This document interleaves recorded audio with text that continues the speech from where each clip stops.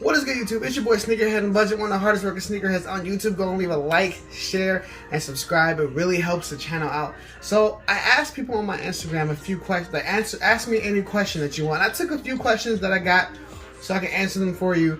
And if you're not following me on Instagram, go ahead and do so. Man, you're missing all the fun, everything I post, especially if you're looking to buy something, you're looking to interact. It's something that's, I definitely have a lot of fun on this. You don't want to miss out on any of the excitement. So definitely follow me on all those platforms. So one of the first questions I got was, what's the best and worst thing about being a sneakerhead? That one's tough. This one's tough. Maybe a little controversial, but this one's tough. The best thing about being a sneakerhead is kind of just the vast of all the sneakerheads in the world. There's so many, and because there's so many, you get so many different stories from people. A lot of people like Reebok, and they can tell you a bunch of things about Reebok that you never even know. A lot of people like Jordan, they can tell you a bunch of things about Jordan that you never ever know. So it's just how cool it is, because being a sneakerhead doesn't totally mean that you love Jordans. There's people who love New Balances, there's people who have Asics collections, there's people who got, Louis Vuitton collections, there's people who have a whole bunch of stuff. So it's kind of cool to have that. There's so much about being a sneakerhead. It's just incredible, and especially the stuff I learned from people, the OGs in the game. A lot of things that is really exciting to learn, and I really appreciate, especially hearing from them, learning from them, what it used to be like way back when, especially my experiences since I started collecting in 2000. So it's always great to get those experiences from, because being a sneakerhead is so creative, especially when people put outfits together, people put things together. Somebody telling me about a shoe, it could be a shoe that's like, that means something for you, but it doesn't mean something for somebody else. So when you think of a shoe like that and someone breaks down how that shoe meant to them, it's really cool hearing that, especially because you're thinking, oh, that's just a Carmine 6. But to other people, like for me, I wore Carmine 6 to my wedding, and so that shoe is significant to me. It might not be that significant to you. So I think that's a really cool thing of being a sneakerhead, just all that put into one, just the creativity. The worst thing about being a sneakerhead would probably be the gatekeepers. And by gatekeepers, I mean like the people who take like the inside jokes of sneakerheads and just do too much with it. Like the Jordan mid, like I know some people like absolutely despise the Jordan 1 mid, and that's fine if that's your opinion, but that's your opinion. I've seen people call people out on, like, they post a picture of the shoes and like, oh, those are mids. So what? It's like, it doesn't matter. Like, let people enjoy themselves. People like Jordan 1. People like the whole silhouette of a Jordan 1. And there's some colorways in the Jordan 1 mid that's not coming out in a high. Like the New Loves. Those are not in a high. Those are in a regular mid. And those are dope. The black toe ones that look just like the OGs. Those came out, in a mid. I think those are dope. I have a pair of those too. And there's a bunch of shoes that came out in mids that are really dope. That they're not coming out in highs.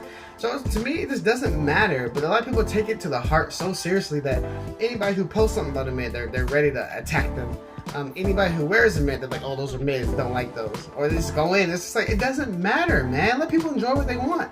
Like there's some Jordans that are the same height as a mid. Are you hating on those too? This is the gatekeepers, that the people who take something and, like for me, some of the OGs told me about Jordan 1 mids. They said they don't like them because MJ didn't wear them, and that was pretty much the extent of it. They never really bashed anybody for wearing it. They never went in on anybody for wearing it. They just said it just wasn't for them. And that was the OG mentality. That's what I took from them. But now everybody's taking this concept and just hating on it. And I'm just like, dude, like, come on, let people enjoy themselves. Like, some people don't like 2s. Me, I don't like the silhouette of Jordan 2. But if I see somebody wearing a Jordan 2, I'm not going to be like, Jordan 2, those are trash. Like, come on, bro, let people enjoy themselves.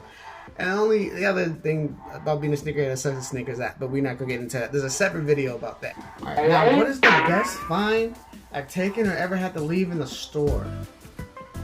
Ooh. So this is a thrifting question, and there's a lot of stuff.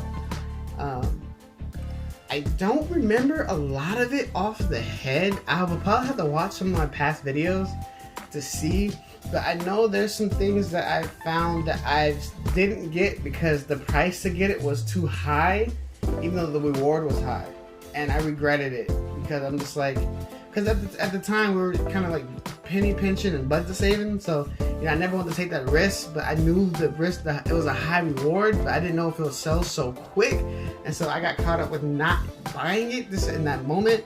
But yeah, I think there's a pair of Jordans that I know were going for like 500 resale, and I'm trying to remember what Jordans it was. I just remember it was a pair of J's, and I looked them up. It was 500 resale at that time, and it was $80 Ross price. And for me, anything $80 Ross price is tripping. So because like funds and everything, I was like, I don't want to buy it and then sit on them and not there, even though you can just return it. So I didn't do anything with it, and I know I regretted it. There's a few things I've done that too. I'm trying to remember like exactly what those things were.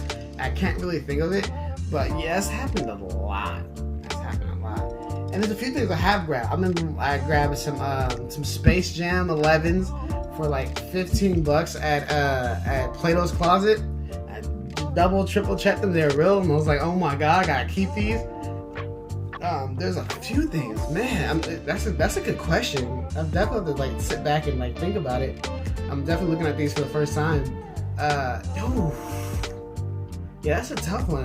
There's a bunch of stuff that I've seen, especially Ecotown. You know about that.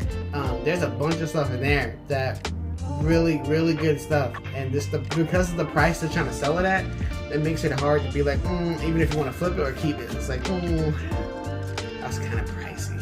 This next question from my man Raymond. He says, how much time do you spend doing something you love? To be honest with you, I just got back to that. For a long time, for the last 3 years, I've been kind of just focused on, getting to where I want to go, getting to my goals. That, I kind of took a step back from doing stuff I love, and it kind of put me into a place where, I didn't like to be. And so now recently I kind of got back into doing stuff I love and stuff for me, because for the time being, I was like, well, if this doesn't have any benefit to my goal, then I got to put it to the side so I can focus on my goal, doing stuff you love. And, I got into that mindset, and that's cool for the time being.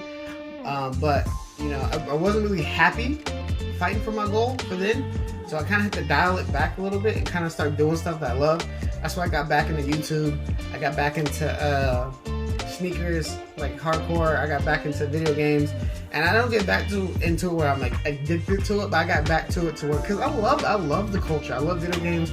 I love sneakers. I love doing YouTube videos. I love doing all that stuff. So I put a good amount of time into doing something I love. So I'm internally happy. And I don't want to put a damper on the feeling or anything, but like just getting back to me being happy, And so like you can fight for your goals and be happy at the same time. For the people who say, put your happiness aside and get to your goal first, it's cool if you can manage that. But for me, I couldn't. Like, I want it to be happy, instead of just fighting for a goal. Because if I'm not happy fighting for a goal, I don't want to get that goal anymore. Because then I'll associate it with not being happy with that goal, and then I don't want it. So, so I put a lot of time into doing stuff that I love and doing stuff that makes me happy, because I feel like it just makes you a better person, right?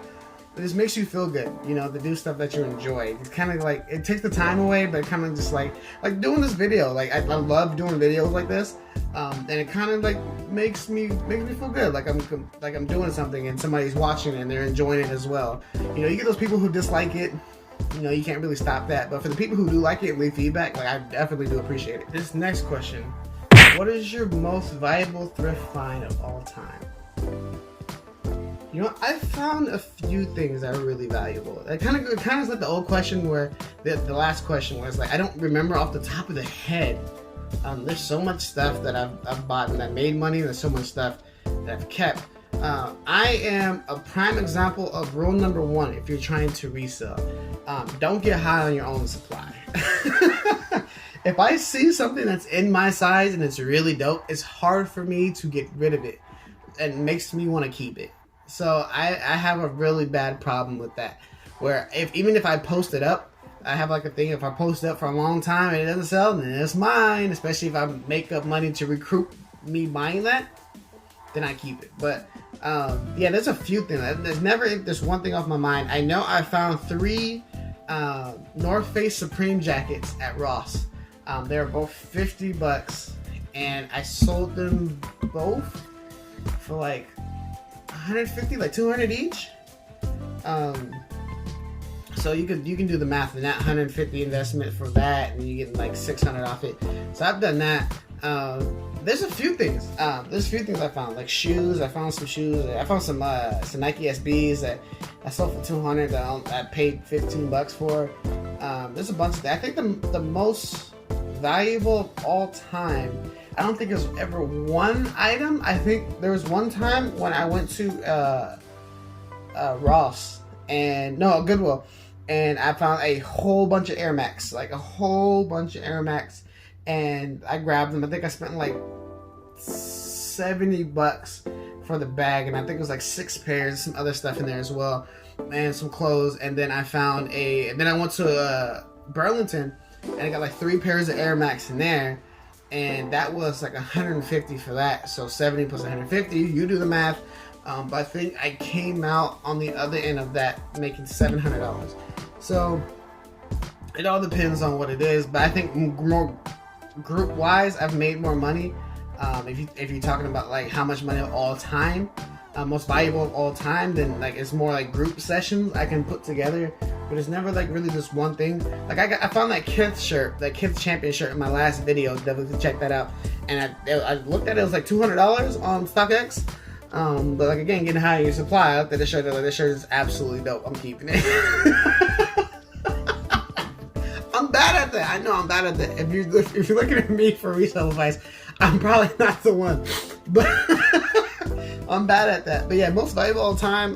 Yeah, it all differs for me. A lot of the stuff I sold a pair for like $300 one time. For me, it's all about spending a lot of littles and getting a lot of lots from that. If that makes sense. I know some people who do the whole, like you say, you buy something for $80 and you flip it for $120. You then get your $40 profit there. For me personally, that's a waste of time, and that's just me. Now, to anybody else, no, people like, because all those littles add up, so that definitely makes you income. I'm more looking for the big score sometimes. I'm not really selling like that. Maybe in the future I'll probably think about that and kind of supplementing a lot of income just by getting a lot of littles and having all those littles add up. But a lot of times I go for like you buy something for $20 and you try to flip it for $100. Buy something for $20, try to flip it for $160. I kind of don't do the little small flip thing because I've done that before, and it's kind of to me it's frustrating. To me it's frustrating, but you end up making your money on the end of that. But yeah, for most valuable thing, that's pretty much it. I can't see, these are great questions and I can't think all the way back. I'm trying to remember all the way back to where I found something either valuable that I left or just something that's all valuable, because I know making some good money off some stuff, and I know I found stuff that I had to leave behind, but I don't remember exactly the item. And I know if I remember, I'll probably have to go through my Instagram and find the exact items those are, and it'd probably piss me off even looking at that. I know I take pictures of stuff just finding it, and I leave. Hope you love all of my shit. I hope you love all of my shit.